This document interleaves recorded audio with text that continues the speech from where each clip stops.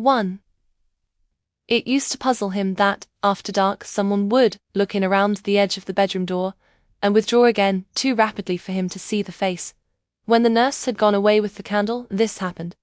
"Good night, Master Tim," she said unusually, shading the light with one hand to protect his eyes.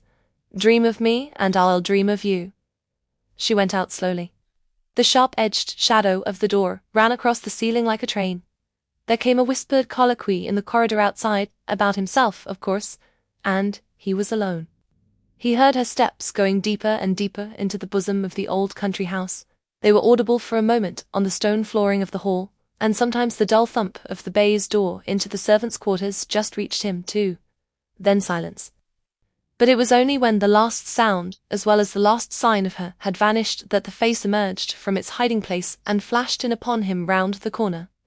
As a rule, too, it came just as he was saying, "Now I'll go to sleep. I won't think any longer. Good night, Master Tim, and happy dreams."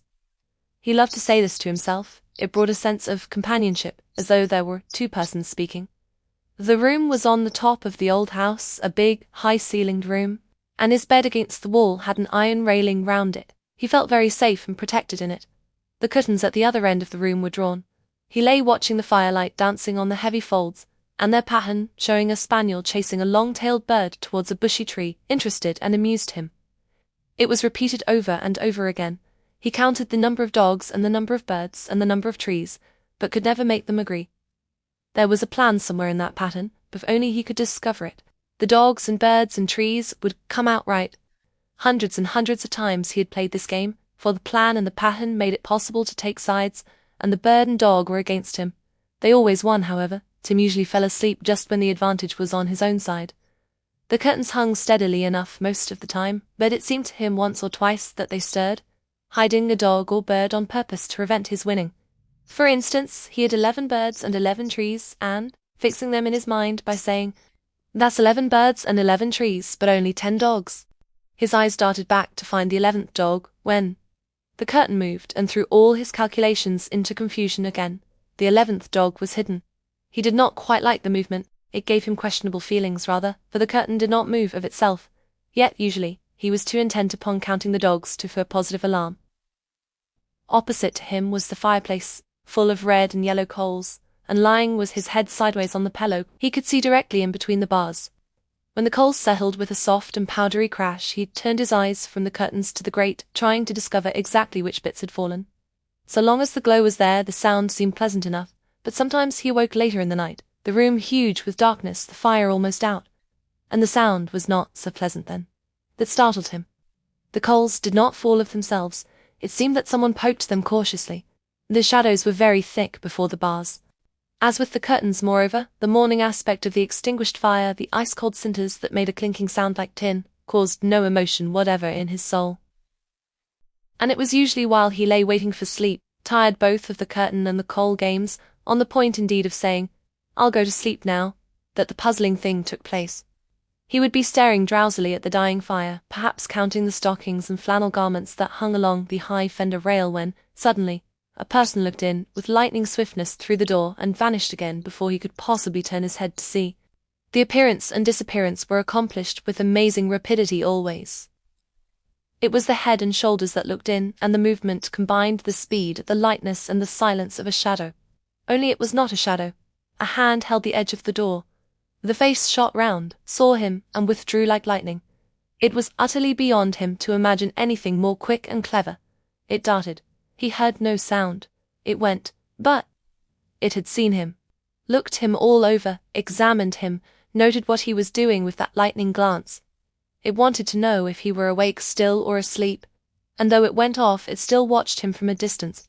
It waited somewhere. It knew all about him. Where it waited, no one could ever guess.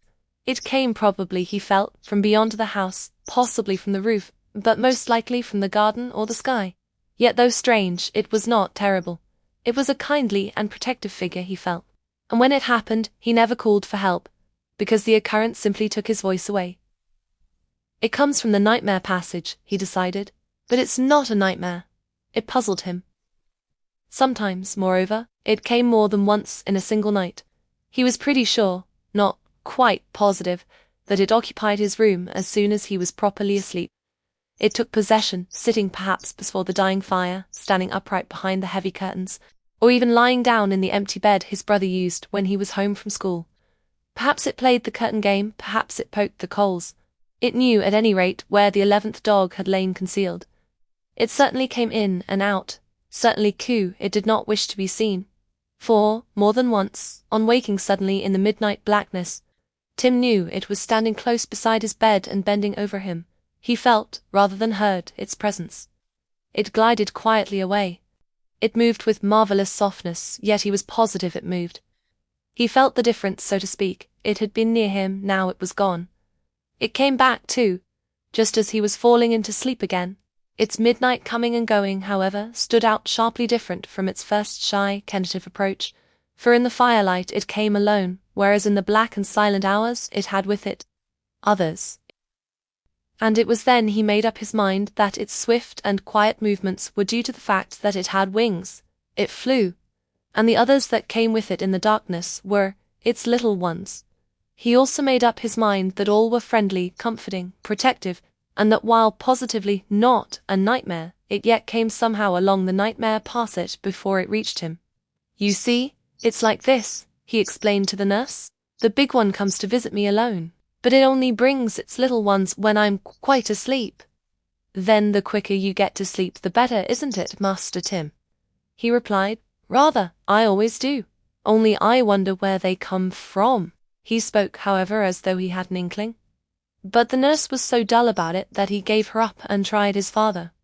"Of course," replied this busy but affectionate parent, "it's either nobody at all or else sleep coming to carry you away to the land of dreams." He made the statement kindly, but somewhat briskly, for he was worried just then about the extra taxes on his land, and the effort to fix his mind on Tim's fanciful world was beyond him at the moment. He lifted the boy onto his knee, kissed and patted him as though he were a favorite dog, and planted him on the rug again with a flying sweep. "Run and ask your mother," he added. "She knows all that kind of thing. Then come back and tell me all about it, another time." Kim found his mother in an armchair before the fire of another room. She was knitting and reading at the same time, a wonderful thing the boy could never understand. She raised her head as he came in, pushed her glasses onto her forehead, and held her arms out. He told her everything, ending up with what his father said. "You see, it's not Jackman or Thompson or anyone like that," he exclaimed. "It's someone real." "But nice," she assured him. "Someone who comes to take care of you and see that you are all safe and cozy." "Oh yes, I know that, but I think your father's right," she added quickly. "It's Sleep, I'm sure, who pops in around the door like that. Sleep has got wings, I've always heard." "Then the other thing, the little ones?" he asked. "Are they just sorts of dozers, you think?" Mother did not answer for a moment. She turned down the page of her book, closed it slowly, and put it on the table beside her. More slowly still, she put her knitting away, arranging the wool and needles with some deliberation. "Perhaps," she said, drawing the boy closer to her and looking into his big eyes of wonder, "they're dreams." Tim felt a thrill run through him as she said it. He stepped back a foot or so and clapped his hands softly. "Dreams," he whispered with enthusiasm and belief. "Of course! I never thought of that." His mother, having proved her sagacity, then made a mistake. She noted her success, but instead of leaving it there, she elaborated and explained. As Tim expressed it, she went on about it, therefore he did not listen. He followed his train of thought alone, and presently he interrupted her long sentences with a conclusion of his own. "Then I know where she hides," he announced with a touch of awe. "Where she lives, I mean," and without waiting to be asked, he imparted the information. "It's in the other wing." "Ah," said his mother, taken by surprise. "How clever of you, Tim," and thus confirmed it. Thenceforward, this was established in his life. That Sleep, and her attendant dreams, hid during the daytime in that unused portion of the great Elizabethan mansion called the Other Wing. This other wing was unoccupied, its corridors untrodden, its windows shuttered and its rooms all closed. At various places green baize doors led into it, but no one ever opened them. For many years this part had been shut up, and for the children, properly speaking, it was out of bounds. They never mentioned it as a possible place, at any rate. In hide-and-seek it was not considered even. There was a hint of the inaccessible about the other wing. Shadows, dust, and silence had it to themselves. But Tim, having ideas of his own about everything, possessed special information about the other wing. He believed it was inhabited.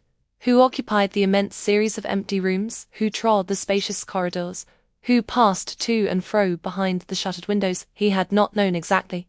He had called these occupants they, and the most important among them was the ruler. The ruler of the other wing was a kind of deity, powerful, far away, ever present, yet never seen. And about this ruler he had a wonderful conception for a little boy.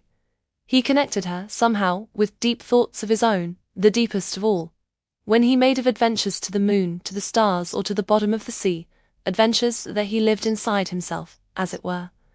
To reach them he must invariably pass through the chambers of the other wing. Those corridors and halls, the nightmare passage among them, lay along the route. They were the first stage of the journey.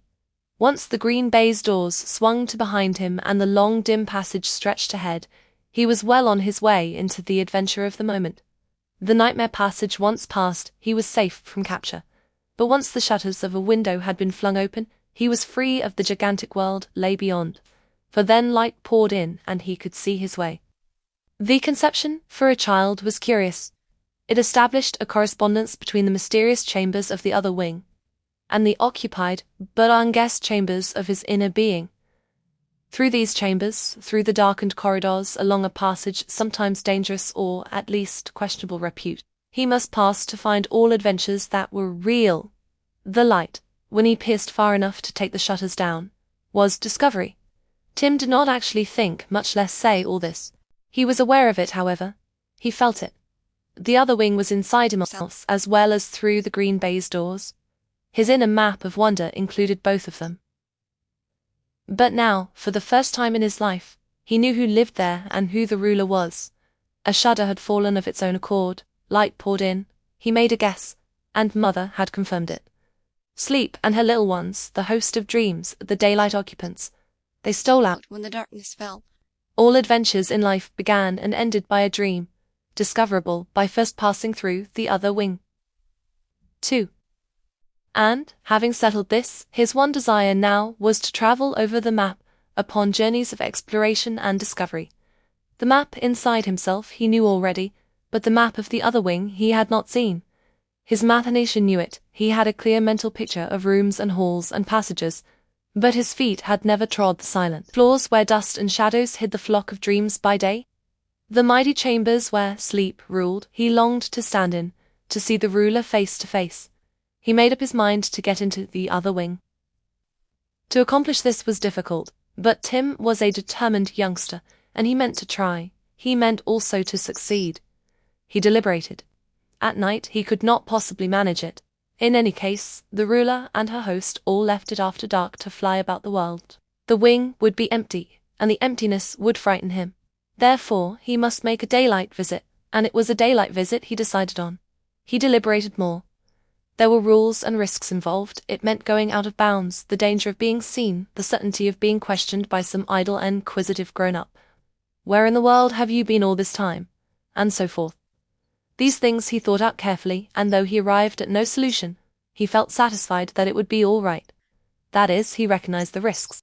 To be thus prepared was half the battle, for nothing then could take him by surprise. The notion that he might slip in from the garden was soon abandoned. The red bricks showed no openings, there was no door. From the courtyard also, entrance was impracticable.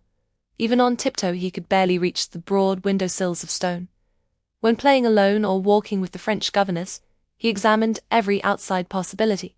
None offered. The shutters, supposing he could reach them, were thick and solid.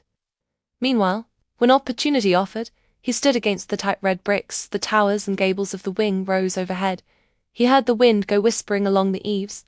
He imagined tiptoe movements and a sound of wings inside. Sleep and her little ones were busily preparing for their journeys after dark. They hid, but they did not sleep, in this unused wing, vaster alone than any other country house he had ever seen. Sleep taught and trained her flock of feathered dreams. It was very wonderful. They probably supplied the entire county. But more wonderful still was the thought that the ruler herself should take the trouble to come to his particular room and personally watch over him all night long. That was amazing, and it flashed across his imaginative, quiring mind. Perhaps they take me with them, the moment I'm asleep. That's why she comes to see me. Yet his chief preoccupation was how sleep got out. Through the green baize doors, of course. By a process of elimination, he arrived at a conclusion. He, too, must enter through a green baize door and risk detection. Of late, the lightning visits had ceased. The silent, darting figure had not peeped in and vanished as it used to do.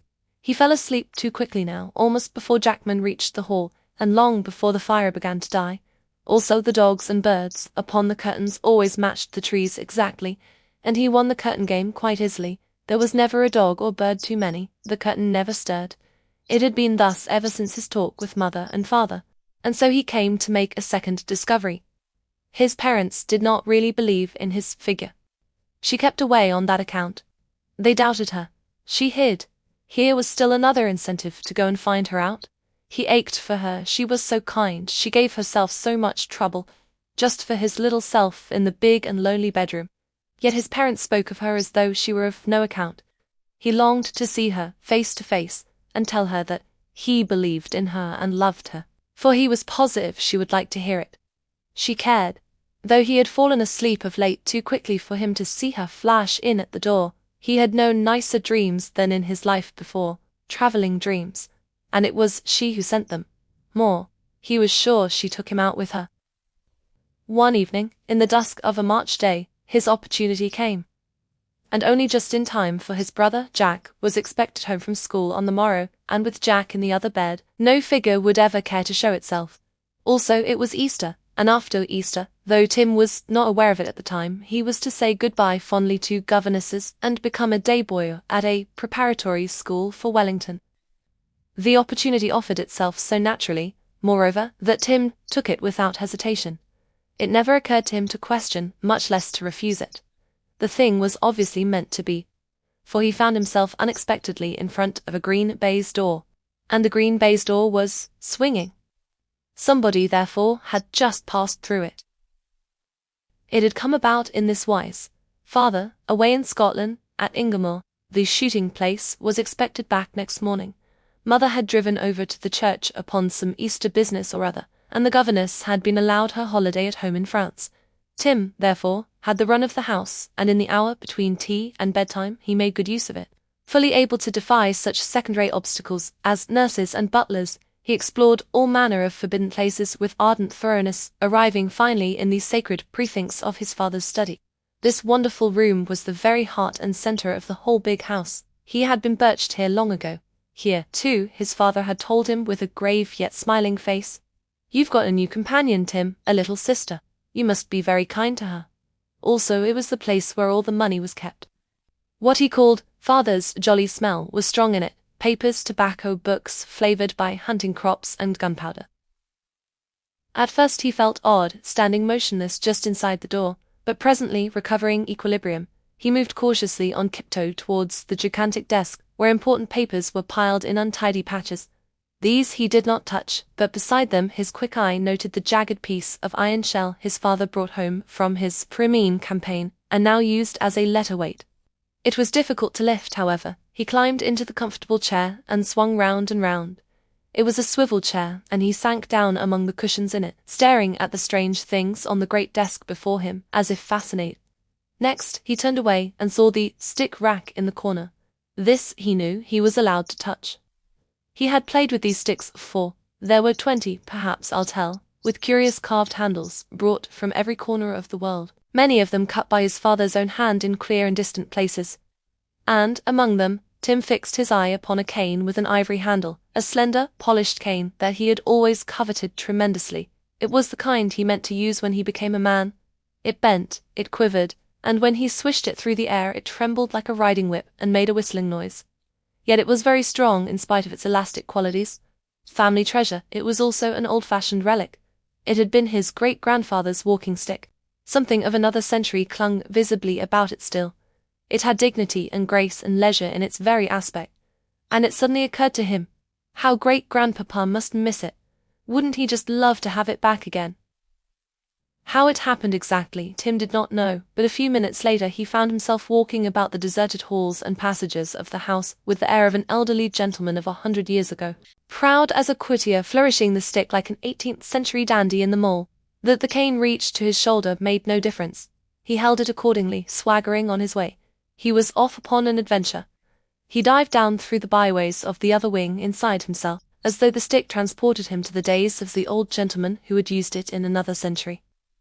It may seem strange to those who dwell in smaller houses, but in this rambling Elizabethan mansion there were whole sections that, even to Tim, were strange and unfamiliar. In his mind the map of the other wing was clearer by far than the geography of the part he travelled daily. He came to passages and dim-lit halls, long corridors of stone beyond the picture gallery, narrow wainscoted connecting channels with 4 steps down and a little later 2 steps up, deserted chambers with arches guarding them, all hung with the soft March twilight, and all bewilderingly unrecognized. With a sense of adventure born of naughtiness he went carelessly along, farther and farther into the heart of this unfamiliar country, swinging the cane, one thumb stuck into the armpit of his blue serge suit, whistling sluggy to himself, excited yet keenly on the alert, and suddenly found himself opposite a door that checked all further advance. It was a green baize door, and it was swinging. He stopped abruptly, facing it. He stared, he gripped his cane more tightly, he held his breath. The other way, he gasped in a swallowed whisper. It was an entrance, but an entrance he had never seen before. He thought he knew every door by heart, but this one was new. He stood motionless for several minutes, watching it. The door had 2 halves, but one half only was swinging, each swing shorter than the one before. He heard the little puffs of air it made. It settled finally. The last movements very short and rapid. It stopped.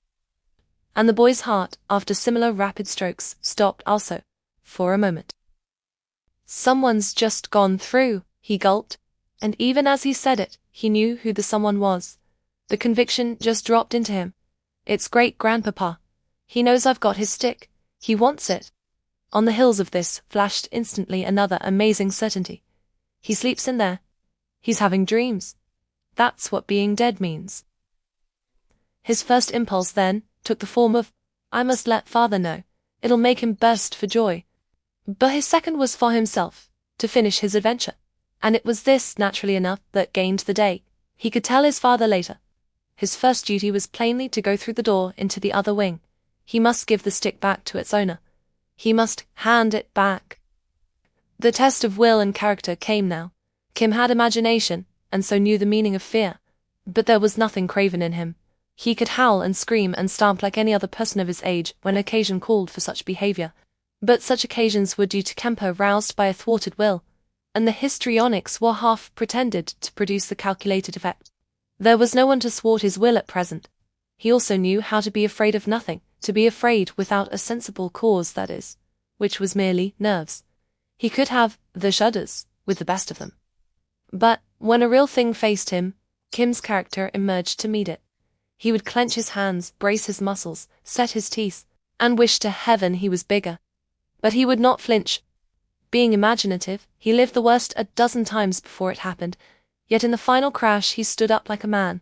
He had that highest pluck, the courage of a sensitive temperament, and at this particular juncture, somewhat ticklish for a boy of 8 or 9, it did not fail him.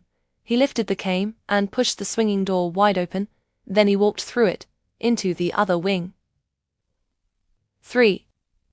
The green baize door swung to behind him. He was even sufficiently master of himself to turn and close it with a steady hand, because he did not care to hear the series of muffled thuds its lessening swings would cause.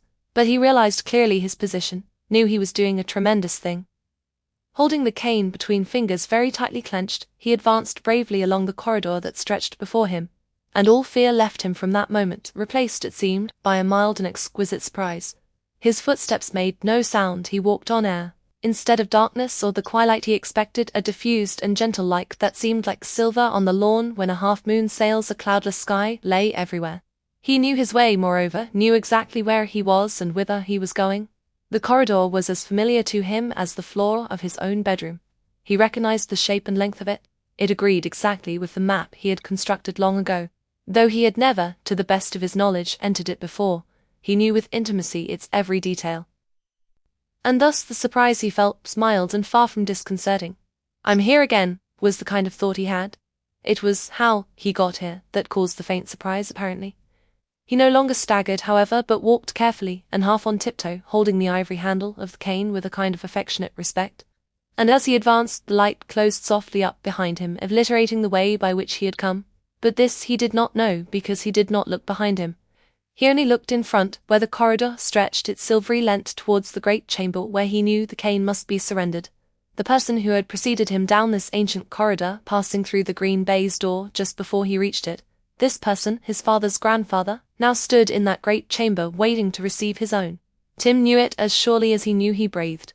At the far end he even made out a larger patch of silvery light which marked its gaping doorway. There was another thing he knew as well.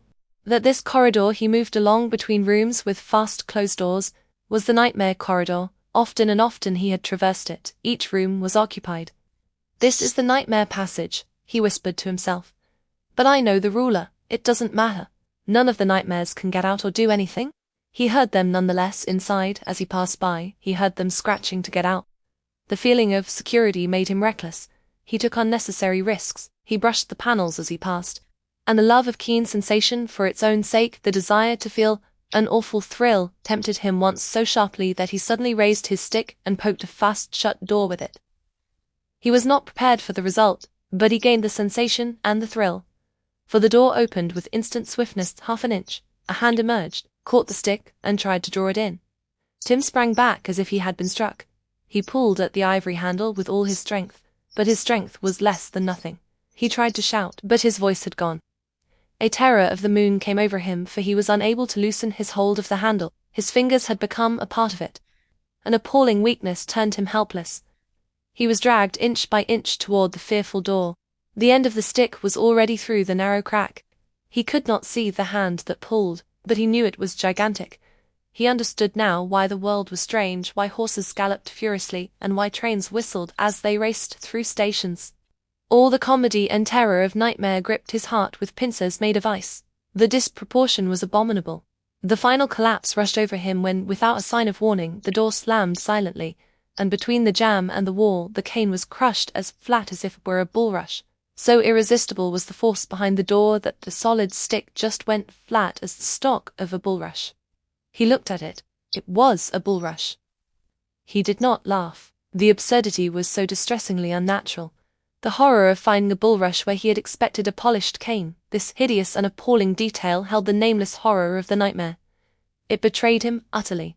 Why had he not always known, really, that the stick was not a stick, but a thin and hollow reed? Then the cane was safely in his hand, unbroken. He stood looking at it. The nightmare was in full swing. He heard another door opening behind his back, a door he had not touched. There was just time to see a hand thrusting and waving dreadfully, horribly at him through the narrow crack. Just time to realize that this was another nightmare acting in atrocious concert with the first, when he saw closely beside him, towering to the ceiling, the protective, kindly figure that visited his bedroom. In the turning movement he made to meet the attack, he became aware of her. And this terror passed. It was a nightmare terror merely. The infinite horror vanished, only the comedy remained. He smiled. He saw her dimly only, she was so vast, but he saw her, the ruler of the other wing at last, and knew that he was safe again.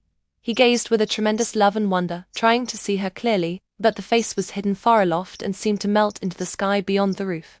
He discerned that she was larger than the night, only far, far softer, with wings that folded above him more tenderly even than his mother's arms, that there were points of light like stars among the feathers, and that she was vast enough to cover millions and millions of people all at once.